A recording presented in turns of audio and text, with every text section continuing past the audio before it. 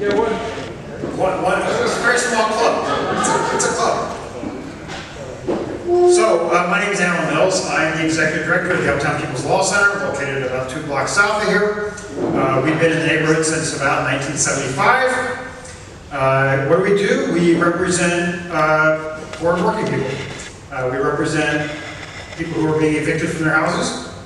We represent people who are disabled, who have been wrongfully denied Social Security benefits. And we represent prisoners whose rights have been abused in our massively overbuilt correction system in the United States. We only work in one thing. So why am I here about tiny houses? You know, I've lived in Uptown since about 1978. And this community has rather dramatically changed in those years. When I moved here, it was full of low-income people, and it still has a lot of them, but at that time, most low-income people in this neighborhood lived in private houses. They just paid their work, they went to work, they paid their rent, they survived. A lot of activity on the street, people hanging out on the corners all day long, people playing horseshoes out on the street, cars going by, people fixing their cars right on the street. You don't see that stuff anymore. Now you see Jaguars parked on the street. Now the poor people who live in this neighborhood are largely living in subsidized housing, which is a good thing, and it didn't happen by accident. It happened because people in this neighborhood fought to have low-income housing here, fought to keep subsidized housing here. This community wanted subsidized housing when every other community in the city was saying, no, we don't want it. Or the federal court said you can't put more low-income housing in some communities that are overwhelmed. So for many years, Uptown has gradually changed so that today, the vast majority of privately owned housing, or either condominiums or fairly high rent apartments, a couple $1,000s for one bedroom is not unheard of anywhere in Uptown. Something most people can't afford. And remember, when we talk about numbers, for people on Social Security disability, SSI, their income is a little less than $750 a month. So obviously, if you're paying $1,000 a month, you're not on SSI. That's my definition of low income, something that somebody on SSI can afford and can still live their lives. There's not much of that housing left. But there's still some in Uptown. Unfortunately, what there is in really bad shape. We just represented somebody who had a shower, but there were actually no tiles in the shower. They had all fallen down. They wanted to put garbage bags over where the tile should be. There was a toilet, but the toilet upstairs leaked through the roof, so she had a huge big umbrella, a golf umbrella she put over the toilet, so you could sit on it without the upstairs toilet coming down on you as you're trying to go to the bathroom. It didn't have a sink at all, you're supposed to wash your hands in the bathroom. The landlord still insisted that she pay full rent though. Said that nothing needs to be fixed here. She finally got sick of this, withheld 1 month's rent. He almost threw her out of the house. Saying you have to pay full rent, even though the law is very clear that if you as a landlord, don't maintain your house, you as a tenant don't have to pay full price for it. Well, she didn't get evicted. We entered into an agreement with the landlord that she could stay there, and he agreed to fix it, and he agreed not to raise her rent. So she's saved, but in the meantime, Uptown has lost, in the last 7 years, about 1,000 units, a little more than 1,000 units of low-cost housing, privately owned low-cost housing. Right up here on Lawrence Avenue, we lost the Lawrence House. Used to be all low income. Now it's a very nice pool, fancy lobby, little mini apartments. They didn't actually make the apartments any bigger. They just kind of doubled the price and put in granite countertop or countertop because it's only got about 3 square feet of countertop. You're not supposed to actually cook in it, but apparently there's a whole bunch of single people who don't mind living in these tiny little apartments and never actually coming home. They just sleep there. They go out in restaurants and clubs and all that kind of stuff to eat and drink and party all night long. I don't know who all these people are, but that building is full of them now. Same with the Norman Hotel down on Wilson Avenue, down the other side of the L tracks going down there. The Norman Hotel used to be also low income, and half of it was rented out to people who had mental health problems, subsidized through programs, various programs. And the rest of it was all privately owned. Owners spent a lot of money rehabbing it, making sure that they could keep low-income people there. And then flats came along and bought it out, and it's also these many little luxury apartments. Chateau Hotel, down just south of Irving on Broadway. Terrible place to live. Landlords had allowed it to deteriorate for years and years and years without putting a penny into it. So I'm not going to say it's a great place to live. But people on SSI could afford to live there. They were paying $500 a month, which is a lot if you only make $750, but at least it's affordable.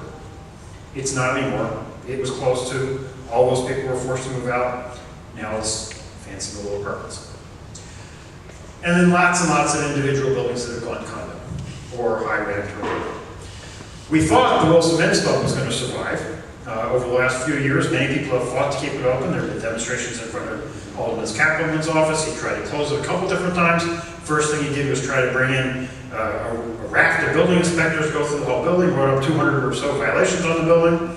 The owner actually fixed all those violations, much to the alderman's dismay. So they kept it open. City inspectors come along, and they say, it's fine, no, we can't close this. So then the alderman introduces an ordinance in the city council saying, and the only reason places like the Wilson Men's Club are okay is because many years ago, they were outlawed in general, but the old ones were grandfathered in. So there's 2 left in Chicago, one here and one down, ironically, in the Loop, on South Park, which is right across from the Metropolitan Correctional Center, the jail downtown. So those are the only 2 left, the Ewing Annex and the one in Wilson. Only 2 of these little cubicle hotels. They don't have real rooms. They have like chicken wire on top. But they're really cheap, right? Again, $500 a month. So the landlord fixed it all, passed inspection. So then the alderman passed an ordinance, or introduced an ordinance, saying that the grandfather clause that let them stay open should be repealed. They'd have to come up to code, which of course they wouldn't, and ripping out all the insides. That too failed. Lots of demonstrations again. Lots of people from the community got together to make sure that didn't pass. We actually sent the city council a letter saying it was one of the very few places in the city of Chicago that all races could live in a community that was also integrated for cheap rent. There's some other cheap rent places, but they're almost all in all black communities, a couple in all white communities, but the numbers of them that are in an integrated community was 0. And the city of Chicago has an obligation, under the law, federal law, to foster integrated communities. So here they're going to destroy a low-income building that was the only place we could live in an integrated community. So politics is wonderful. So the city of Chicago, the mayor comes up with this bright idea. He creates a brand new committee in city council, building and zoning, puts them together. It's a joint committee, two existing committees. And he assigns this ordinance to that committee, which then never meets. Never meets. So nobody voted against this ordinance, nobody voted for the favor of this ordinance. It's just sitting there in limbo in city council forever. So the alderman got frustrated, that meant it didn't work either. Finally, he puts enough pressure on the owner decides to sell. Now, a decade or so ago, some of us got together and forced the city to pass a SRO preservation ordinance. So you can't just sell a building that's an SRO. You actually have to give low-income people an opportunity, or low-income providers, not-for-profits, people like that, an opportunity to buy the buildings first. They have sort of right of first refusal.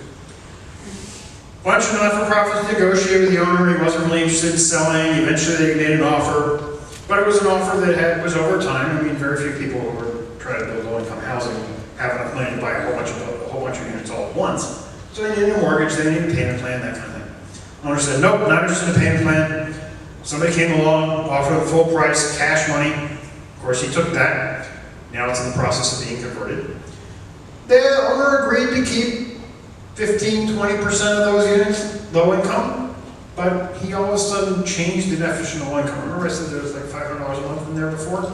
There were like maybe 200–300 units like that in the Wilson Men's Club. Well, first of all, they're reducing the total number of units. So now there'll be a little less than 100, combining lots and lots of units. So it's less than 100. So he's only keeping about 15% of those. So instead of having a couple hundred units at $500 a month, he's going to have about 12 units. And he's redefined affordable to $1,000 a month. Which, of course, if you're back on that SSI person making $750 a month, you can't afford it anymore. So where have all these people gone? Where have this 1,000 units? Those people didn't just disappear. Well, many of them ended up under the bridge here, on Wilson or Lawrence or in Foster. And many people in this room supported that group as the police continued to harass them over and over again. Many of you were there the day the police showed up, hundreds of police officers to make sure that they would move out for the new construction. Never seen such a concentration of police not for crime, but just to move people away, just to get people out of their houses. It was amazing. It was like the Gestapo. So they dispersed everywhere, and it was to fix the bridges. And the bridges didn't need fixing, they were kind of falling down. But where are they now? They're spread all over the place, and what's on those bridges now? They built a fence, they built pylons down the middle of it, they made half of it a bike path, half of it for walking. And you know where there are bike paths on the sidewalks in the city of Chicago? There. And there's one of them downtown, just to the west of the loop. And you know what was there before they put the bike paths on the sidewalk down there? A tent city. You get the pattern here? The city is using its powers to drive poor people out of their homes. They're using their powers to drive people out of Uptown, this community right here. And they're using the police force as the backup to do it. They're criminalizing being poor. Because the excuse they give for harassing people, because they moved out from under the viaducts, and they moved around the corner to the land that was free. Nobody was using it. They just set up their tents there on the vacant land. And the state said, no, there's an ordinance that says you can't put a tent on private property or municipal property. So they moved it over in the strip between the sidewalk and the street down there. And they said, no, there's an ordinance in the city of Chicago saying you can't rest anything on the sidewalk, on the public way. There is such an ordinance, but it was originally meant for stores. Like when everybody's coffee or unloads their truck in the morning and they put the donuts or whatever they have out there now, on the sidewalk, you can't just leave them there if you're a store. You got to bring them inside. You can't leave them on the sidewalk out there. That's what it was designed for. It was never meant to have anything to do with homeless people. It was meant so the businesses didn't leave their stuff out on the sidewalk. But all of a sudden, when